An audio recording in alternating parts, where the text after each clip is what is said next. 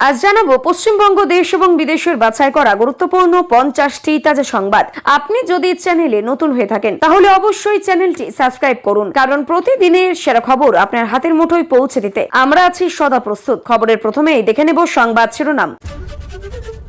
প্রবল বৃষ্টিতে জম্মু ও কাশ্মীরের রাজৌরি ও পুঞ্চে হরপা বানে 4 জনের মৃত্যু, নিখোঁজ 5।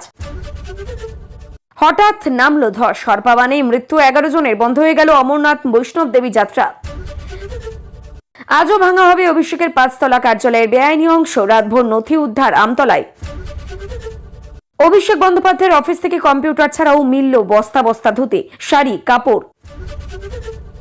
আমার বাড়ি যদি অবৈধ হয় তাহলে আপনারা। অভিষেক বন্দ্যোপাধ্যায়ের অফিস ভাঙা প্রসঙ্গেই যা বললেন সুকান্ত মজুমদার। অভিষেকের 231-এর হুঁশিয়ারি, বিস্ফোরক পাল্টা জবাবে কি বললেন কেয়া? ওরা বালিশচাটা ঋতব্রত। অভিষেকের এই মন্তব্যের পর পাল্টা জবাবে কি বললেন ঋতব্রত? দুর্নীতিগ্রস্ত টিএমসি নেত্রীর বিরুদ্ধে ভয়ঙ্কর অভিযোগ, গ্রামবাসীরা মিলে যা করল। কোটি কোটি টাকা নিয়ে বেপাত্তা তৃণমূল নেতা, হিঙ্গলগঞ্জে ধুমধুমার। বুলডোজার বনাম পাল্টা চ্যালেঞ্জ, অভিষেকের কটাক্ষ করে যা বললেন ঋতব্রত। অভিষেকের বদলা নেওয়ার হুঁশিয়ারি, কি জবাব বিজেপির? বাদল অধিবেশনের আগে দিল্লির সর্বদল বৈঠকে মহানাটক, দলত্যাগী এনসিপিআইকে দেখে অগ্নিশর্মা মহুয়ারা একযোগে ওয়াক আউট বিরোধীদের। অনুপ্রবেশ ঠেকাতে উত্তরকন্যার বৈঠকে এবার বড় বার্তা, নির্দেশ অমিত শাহর, অবৈধভাবে যারা অনুপ্রবেশ করেছেন তাদের। বুলডোজার অ্যাকশনের মাঝেই দুপুর 1:30-এ নজিরবিহীন তোলপাড়, অভিষেকের 5তলা ভবন ভাঙা নিয়েই শেষমেশ কি নির্দেশ দিল হাইকোর্ট। 32 বছরের ইতিহাসে নজিরবিহীন ঘটনায় 21শে জুলাইয়ের আমন্ত্রণ পেলেন না শহীদ পরিবার। দালালরা দলটাকে শেষ করে দিল। 40 বছরের সম্পর্ক চুকিয়ে তৃণমূল ছাড়লেন প্রাক্তন মন্ত্রী। শুভেন্দুর প্রশংসায় পঞ্চমুখ। পালা বদলে ভেঙেই চুরমার তৃণমূল। অভিষেককে ছেড়ে এবার ঋতর দলেই মুখ খুললেন প্রতীক ওর। 21শে জুলাইয়ের তোড়জোড়ের মাঝে গ্রেপ্তার মমতা ঘনিষ্ঠ তুখন নেতা। পুলিশ ভ্যানে উঠেই বিস্ফোরক মুনমুন। 5.5 ঘন্টায় শুধু জল বিস্কুট, কি দুঃসময় এলো হুমায়ুনের। শক্তিপুর থানায় যা ঘটল অবিশ্বাস্য। কালীঘাটে মহা বিস্ফোরণ, থাকতে হলেই টাকা দাও। প্রাক্তন মুখ্যমন্ত্রীর ভাইদের বিরুদ্ধে মারাত্মক তোলাবাজির অভিযোগে তোলপাড় বাংলা। অভয়ের মা কাকিমা রত্না দেবনাথকে নিয়ে ভিডিও করতে এলো চটিচাটা শেকু মাকু কটাক্ষ, জবাব আরজে প্রিয়াঙ্কার। 5ই মে ইস্তফা দিলে এসব হতো না, অভিষেকের প্রস্তাব সরাসরি উড়িয়ে দিলেন শতাব্দী। প্রবল বৃষ্টি, ছাড়া হচ্ছে বিপুল জল, নদীগুলিতে বাড়ছে জলস্তর, ভয়ঙ্কর বিপন্ন উত্তর। নেপালে টানা বৃষ্টিতে ফুলে ফেপে উঠেছে কোস্তি, ব্যারাজ থেকে ছাড়া হলো 2.9 লক্ষ কিউসেক জল। আবাস যোজনার ঘরের টাকা বরাদ্দ হয়ে গিয়েছে, অথচ উপভোক্তা পেলেন না 1 টাকাও। অন্নপূর্ণা যোজনায় কাটমানির অভিযোগ, অফিসারদের বিরুদ্ধে বিস্ফোরক দাবি বিজেপি বিধায়ক অসীম সরকারের। রাম মন্দির অনুদান বিতর্কেই প্রধানমন্ত্রী মোদীকে বিস্ফোরক চিঠি রাহুল গান্ধী খার্গের। বাদল অধিবেশনের আগে ঐক্যের ডাক, বিরোধীদের কথা শুনতেই তৈরি সরকার, কিরেন রিজিজু। 21 দিনের অনশন শেষে হাসপাতালে স্থিতিশীল হলেও পর্যবেক্ষণে সোনাম ওয়াকচুক। 30 কোটি ফের নয়া কাণ্ডেই নাম অভিষেক বন্দ্যোপাধ্যায়ের, এতেও দুর্নীতি। 20 কোটির ঘুষের উৎস কোথায়? সোনা পাপ্পুর চার্জশিটে তৃণমূল নেতাদের নাম ফাঁস। অভিষেক ইস্তফা চ্যালেঞ্জের 12 ঘন্টা বদলাতে পাল্টা, ভাইপোকে রাজনীতির পাঠ পড়ালেন তারকা সাংসদ শতাব্দী। পাকসেনা কনভয়ে মারণ হামলা, বালোচদের মৃত্যু অন্তত 45 জওয়ানের। স্তন খামচে বেধরক মেরেছে ককরোচ সমর্থকরা, বিস্ফোরক দাবি অভিজিৎকে কালীছোড়া মহিলার। সোমবার ককরোচ পার্টির সংসদ অভিযান যন্তর মন্তরে সাজো সাজো রব, অনুমতি নেই জানিয়ে দিল্লি পুলিশের বার্তা, এগোলেই ব্যবস্থা। দিনহাটায় বেপরোয়া ও ডাম্পারের বলি যুবক, রাতের শহরের যান নিয়ন্ত্রণের দাবিতে সরব বিশ্ব হিন্দু পরিষদ। মমতা বন্দ্যোপাধ্যায়কে মিস করবেন প্রশ্ন শুনেই 2টি শব্দ বললেন ফিরহাদ। অভিষেকের বদলা নেওয়ার হুঁশিয়ারি, কি জবাব বিজেপির? মমতা অভিষেককে নেবে আসল তৃণমূল, যুবরাজের হারের দায় চাপিয়ে শর্ত দিলেন ঋতব্রত। বিধ্বংসে আগুনে পুড়ে ছাই শতাধিক বাড়ি, ঘন কালো ছোঁয়ায় ঢেকেছে হালান্ডের দেশের শহর, ভাইরাল ভিডিও। সিজেপির সংসদ চলো কর্মসূচিতে অনুমতি নেই, দিল্লি পুলিশের সুরক্ষায় মোড়া হচ্ছে এলাকা। ভয়ঙ্কর মেঘভাঙা বৃষ্টি, প্রাণঘাতী হরপা বান, জলের তোড়েই ধুয়ে গেল ঘরবাড়ি, গাড়ি, চোখের সামনে ভেসে গেল মৃতদেহ। ভারী বৃষ্টিতে বিপর্যস্ত জম্মু কাশ্মীর, আপাতত স্থগিত অমরনাথ যাত্রা। গুজরাটে ধৃত জইশ জঙ্গি, বিষাক্ত গ্যাস প্রয়োগে দেশে গণহত্যার ছক, বিস্ফোরক তৈরি একেই 47 চালানোর প্রশিক্ষণ জম্মু কাশ্মীরে।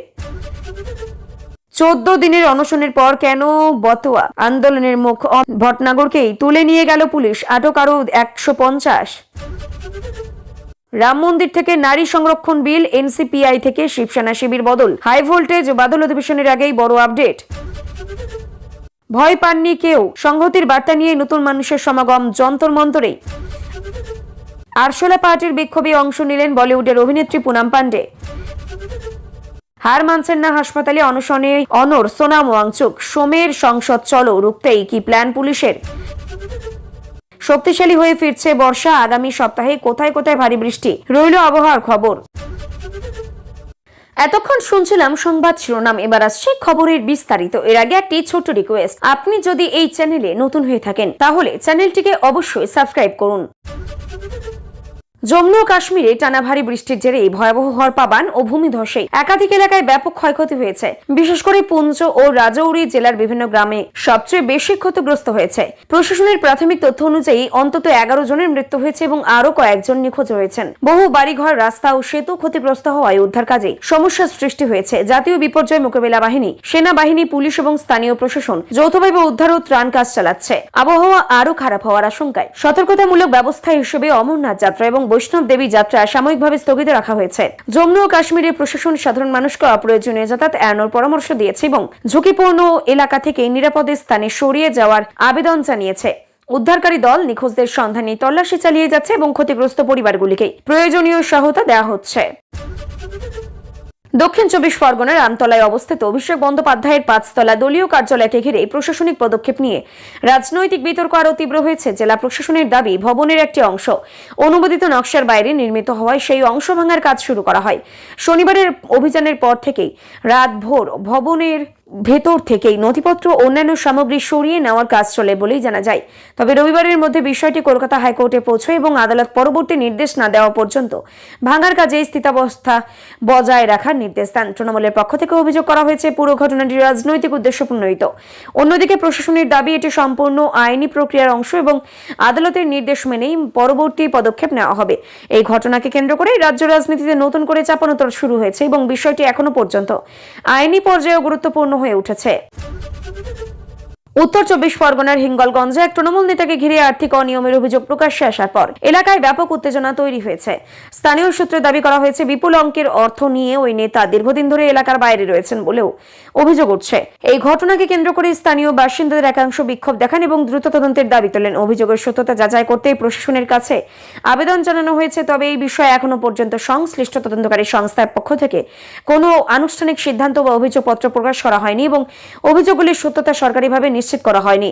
রাজনৈতিক বিশ্লেষকের রাজনৈতিক মহলে বিষয়টি নিয়ে আলোচনা শুরু হয়েছে এবং একদিকে বিরোধী নিরপেক্ষ তদন্তের দাবি তুলেছে, অন্যদিকে তৃণমূলের স্থানীয় নেতৃত্ব অভিযোগের বিষয়ে আইনি প্রক্রিয়া অনুসরণের কথাও বলেছে। তদন্তে কি তথ্য উঠে আসে তার দিকে এখন সবার নজর। আমতলায় অভিষেক বন্দ্যোপাধ্যায় দলীয় কার্যালয় ঘিরে প্রশাসনিক পদক্ষেপকে কেন্দ্র করে রাজ্যের রাজনৈতিক উত্তাপ আরও বেড়েছে। ভবনের একটি অংশকে বেআইনি নির্মাণ বলেই প্রশাসন ভাঙার কাজ শুরু করলেও তা নিয়ে তীব্র বিতর্কের সৃষ্টি হয়েছে। ঘটনাকে কেন্দ্র করে তৃণমূল ও বিরোধী শিবিরের মধ্যে পাল্টাপাল্টি অভিযোগ শুরু হয়েছে। তৃণমূলের পক্ষ থেকে দাবি করা হয়েছে এটি রাজনৈতিক উদ্দেশ্য প্রণোদিত পদক্ষেপ। অন্যদিকে প্রশাসনের বক্তব্য, অনুমোদিত নকশা লঙ্ঘনের কারণে আইনি প্রক্রিয়া অনুযায়ী ব্যবস্থা নেওয়া হয়েছে।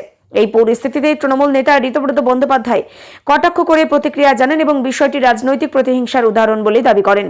পরে বিষয়টি কলকাতা হাইকোর্টে পৌঁছায় এবং আদালত পরবর্তী নির্দেশ না দেওয়া পর্যন্ত ভাঙার কাজে স্থিতাবস্থা বজায় রাখার নির্দেশ দেন। ফলে গোটা ঘটনাটি এখন প্রশাসনিক ও আইনি দুই দিক থেকে গুরুত্বপূর্ণ হয়ে উঠেছে এবং রাজ্য রাজনীতিতে নতুন বিতর্কের জন্ম দিয়েছে। বিতর্কিত মন্তব্যের জেরে দায়ের হওয়া মামলার নয়দার বিধায়ক হুমায়ুন কবিরকে শক্তিপুর থানায় জিজ্ঞাসাবাদের জন্য হাজির হতে হয়। পুলিশি জেরার প্রক্রিয়া দীর্ঘ সময় ধরে চলে এবং সূত্রের খবর, প্রায় 5.5 ঘন্টা তিনি থানায় ছিলেন। সেই সময় তাকে জল ও বিস্কুট দেওয়া হয়েছিল বলেও জানা যায়। তদন্তকারী আধিকারিকরা তার বক্তব্য নথিভুক্ত করেন এবং মামলার বিভিন্ন দিক নিয়ে একাধিক গুরুত্বপূর্ণ প্রশ্ন করেন। পুলিশের দাবি, তদন্ত প্রক্রিয়া আইন মেনে এগোচ্ছে এবং প্রয়োজনীয় তথ্য সংগ্রহের কাজ চলছে।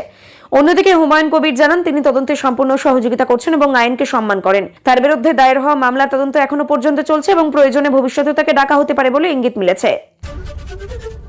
টানা ভারী বৃষ্টির জেরে উত্তরবঙ্গের একাধিক নদীর জলস্তর দ্রুত বৃদ্ধি পাচ্ছে। পাহাড় ও ডুয়ার্স অঞ্চলে প্রবল বৃষ্টির পাশাপাশি বিভিন্ন জলাধার থেকে ধাপে ধাপে জল ছাড়া হচ্ছে, যার ফলে তিস্তা, তোরসা, জলঢাকা, রায়ডাক সহ একাধিক নদীতে জল বেড়েছে। প্রশাসন নদীর সংলগ্ন এলাকায় সতর্কতা জারি করেছে এবং নিচু এলাকার বাসিন্দাদের প্রয়োজন ছাড়া নদীর ধারে না যাওয়ার পরামর্শ দিয়েছে।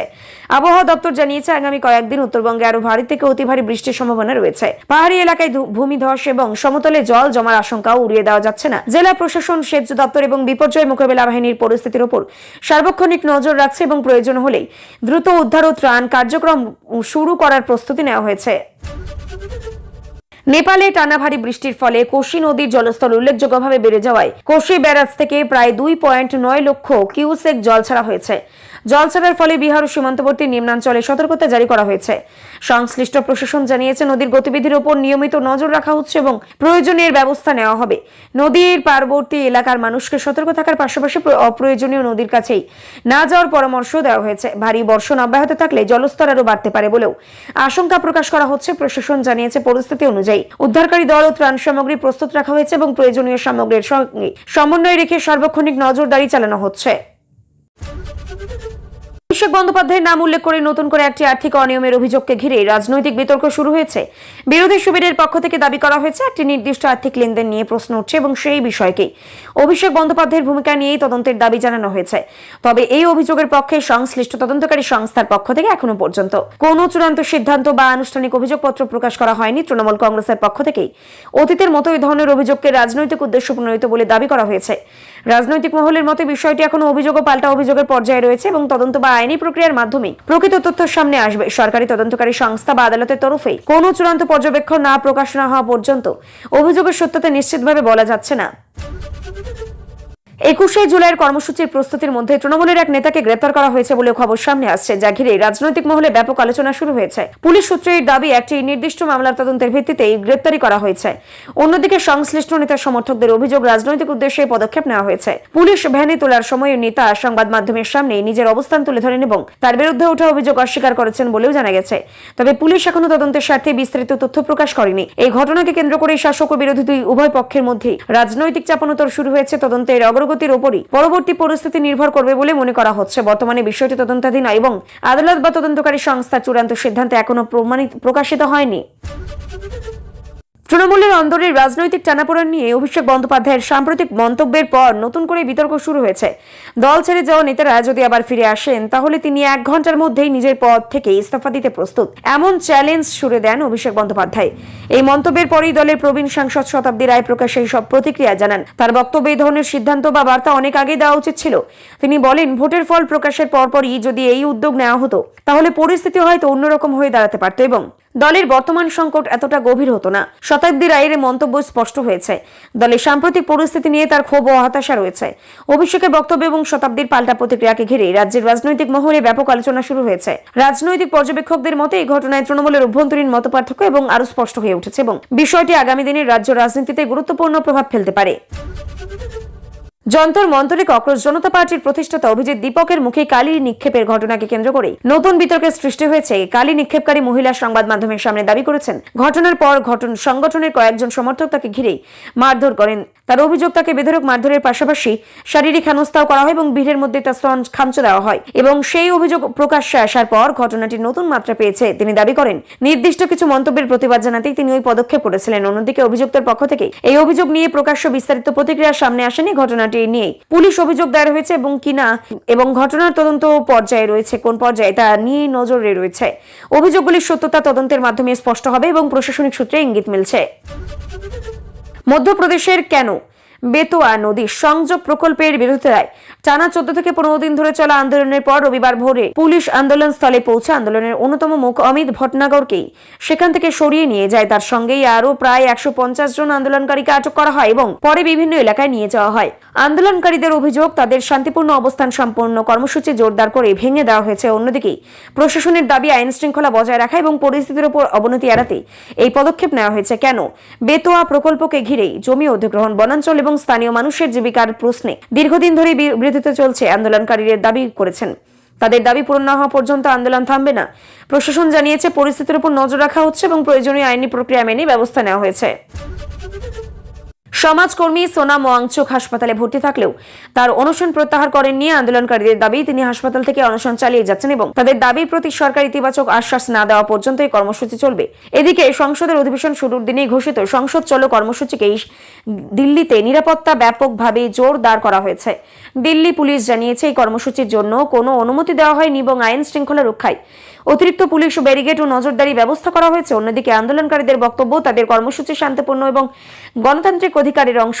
বিষয়টি নিয়ে দিল্লি হাইকোর্টেও শুনানি হয়েছে এবং ওয়াংচুককে হাসপাতালে স্থানান্তর করা নিয়েও আইনি বিতর্ক অব্যাহত রয়েছে। আবহাওয়া দপ্তরের পূর্বাভাস অনুযায়ী আগামী সপ্তাহে দক্ষিণ পশ্চিম মৌসুমী বায়ু আবারও সক্রিয় হওয়ার সম্ভাবনা রয়েছে। বঙ্গোপসাগরে একটি নতুন নিম্নচাপ সৃষ্টি হওয়ার অনুকূল পরিস্থিতি তৈরি হয়। দেশের পূর্ব, মধ্য এবং উত্তর পশ্চিমের একাধিক রাজ্যে বৃষ্টির পরিমাণ বাড়তে পারে। কোথাও কোথাও ভারী থেকে অতি ভারী বৃষ্টির সম্ভাবনাও রয়েছে। আবহাওয়াবিদদের মতে কয়েকদিনের বিরতির পর বর্ষার এই নতুন সক্রিয় পর্যায় কৃষিকাজের জন্য উপকারী হতে পারে এবং পাহাড়ি ও নদী সংলগ্ন এলাকায় জলস্তর বৃদ্ধি, জলবদ্ধতা এবং ভূমিধসের ঝুঁকিও বাড়তে পারে। প্রশাসনের পক্ষ থেকে সংশ্লিষ্ট এলাকাগুলিকে সতর্ক থাকতে বলা হয়েছে এবং আবহাওয়ার পর সর্বশেষ বুলেটিন অনুসরণ করার পরামর্শও দেওয়া হয়েছে।